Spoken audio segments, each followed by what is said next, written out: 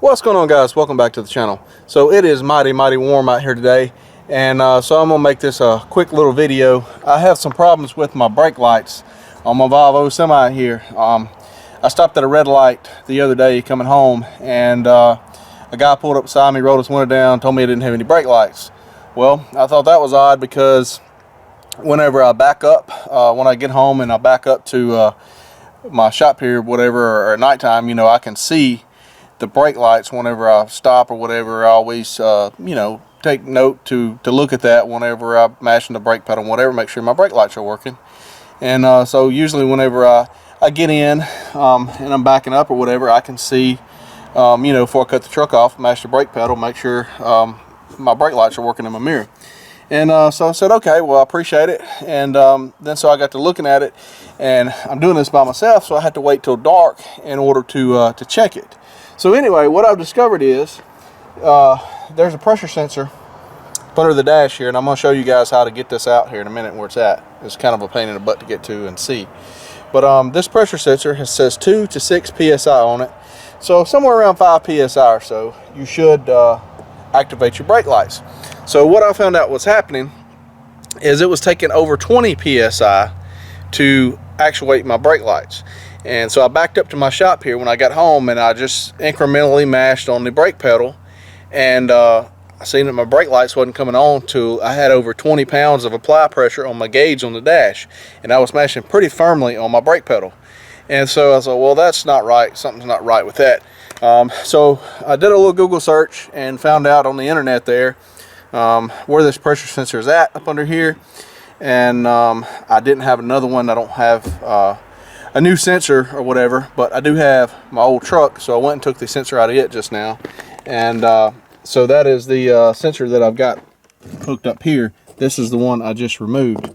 And let me find the pry bar. Here it is. This is the pry bar I use to get this out. The way this sensor works is it goes in a little port up under the dash here. And the way I'm testing this is I wanted to remove this sensor so that you have an open hole in the dash, and then mash the brake pedal.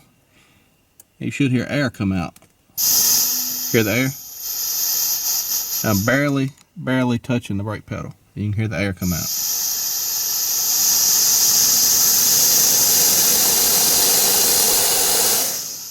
So that tells me that the pedal valve up under the hood there and everything in that system is working correctly, because it's incremental.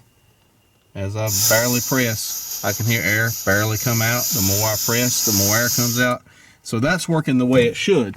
So the only other thing that controls the stoplight is this pressure switch right here. And so if we're getting the correct air pressure through the pedal, through the port there coming through the dash, that means that this sensor is bound to be bad. Now, if you had a gauge like a one of those Mighty Vac little pressure things that you could put a hose on here, and you could test this with a meter, and you could apply the correct pressure to the end of this sensor, and on this sensor here you could actually test this. I don't really have a good way to apply, you know, 6 psi to this and see. I mean, I could probably come up with something, but this little test right here I just did kind of proves to me that this is going to be our issue. At least I believe it is, because if I can put pressure here on this brake pedal and there's air coming out like it's supposed to right there, that tells me that our sensor is getting the correct air pressure. It's just something wrong with the sensor, and it's not closing the circuit for the brake lights. So what I did is took the sensor out of my old truck over there again. As I say, you have to take this cover off right here. It's just 3 screws at the top, and you got one at the bottom that's kind of hid down here behind the mat. If you're like me, somebody's already removed that and left it off for you, so you just got to remove the 3 top ones. And there's several pressure sensors in here, and you can kind of look under the hood there and figure out which one is what. But your brake light one is only going to have 2 wires going to the top of it. The other ones have got 3 wires going to it. But I think one of these is going to be your parking brake. One of them's going to be your A tank. One of them's going to be your B tank. and they're labeled up in there, if you can see. I don't know if you can see that. The one I'm messing with here has SLS, and I'm assuming that is for stop lamp switch. I don't know if I can zoom in and you'll be able to see that or not. Yeah, you can see it right there below it. Focus, camera, focus. Yeah, see right there, SLS, stop lamp switch. And that is a park brake line. You get the camera to focus. It says park on it. Anyway, they're all labeled like that. And they have a little brass ring right there, as you can see around it. You have to press in on that brass ring and kind of get behind that sensor. And that's what I use this pry bar here for. So I'm going to try to show this. But basically, I took this pry bar and got behind the sensor and kind of twisted it like this, so that I press it on that brass ring and took my other hand, I get in there and kind of wiggle this and get it to come loose. As I say, it's a little bit difficult. I'll try to show you a little bit better on the outside of the cab out here on just a regular one, a regular line. I don't know, it's still kind of hard to get to in film. But anyway, you have a brass ring right here on these tight fittings, and you press in with a screwdriver or whatever you got, and press that collar in, and then you can pull your line out or your sensor out. In this case, it's what we're working on here. And so once you get it out, it'll hang out the dash like this here. Then you can unplug it, or if you want to unplug it first, whatever works for you. And then to put it back in, you put your new sensor on there, and then feel up in there where it goes. Then you simply push it into place like that right there, and it locks in, as you see. And so now we should have brake lights. Unfortunately, I'll have to wait till it gets dark for me to be able to see, to make sure this is going to work. But it should, because I didn't have any issues with the brake lights on my other truck whenever I parked it. So I would say that sensor there should be good. And I will lay this old sensor in my old truck over here, and it's got the part number on it. The part numbers did match, same sensor. And if I have any more issues, I can order me a new sensor. But as I say, I might as well use the one I have in stock. So I'm going to wait and let it get dark, and we'll see if the brake light switch works like it's supposed to, and if the brake lights actuate at a low PSI, below 6 PSI, as it should, instead of over 20 PSI. Alright guys, so I went ahead and put the panel back on down there.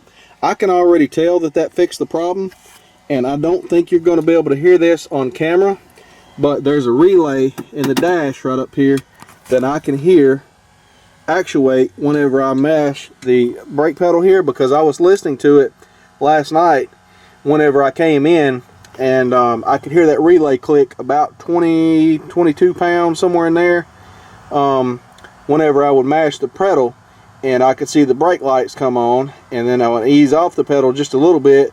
When it get down below 20 PSI, I could hear the relay click and the lights would go off. And so while I can't see the brake lights because it's daylight and I'm by myself, I don't have anybody to check, I can hear whenever I mash the brake pedal, see my apply pressure start to rise just barely, maybe 4 or 5 PSI. I can hear that relay over there click.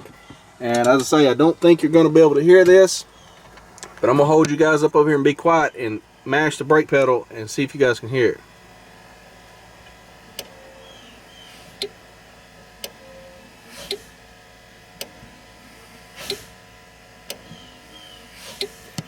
Maybe you guys can hear that clicking, and I'm going to zoom you in here on the apply pressure gauge and see if you can hear it now.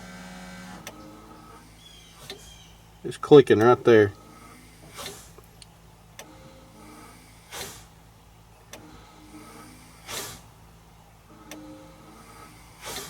Anyway, last night I was having to press to about somewhere in there to make the brake lights work, which is coming to a very, very, very fast abrupt stop when you're empty. And so that's the deal. I think we got the issue fixed there. So if you've had some brake light issues with your Volvo VNL 670, 780, I suppose they're the same thing. Man, it's hot out here. It's like 102 degrees today. So I'm sweating. I'm fixing to go back in the house where the air conditioner's at. But I need to get this looked at and make sure, you know, what the issue was. And because that's not a good thing to not have brake lights. But it doesn't take very long. The hardest thing is trying to get that that sensor out originally. And this here did the trick. As I say, you got to get behind it and you got to make sure you're pressing that copper or brass collar in.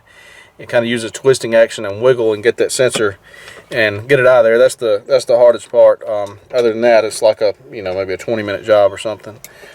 Nothing too spectacular there. So anyway, hope this helps somebody out. If you find that you're having to mash your brake pedal really hard to make your brake lights come on, you know, you would think that pressure sensor would fail all of a sudden and you know, be all or nothing, but I guess not. I'm kind of surprised. I was expecting maybe something to be wrong with the throttle valve or something like that.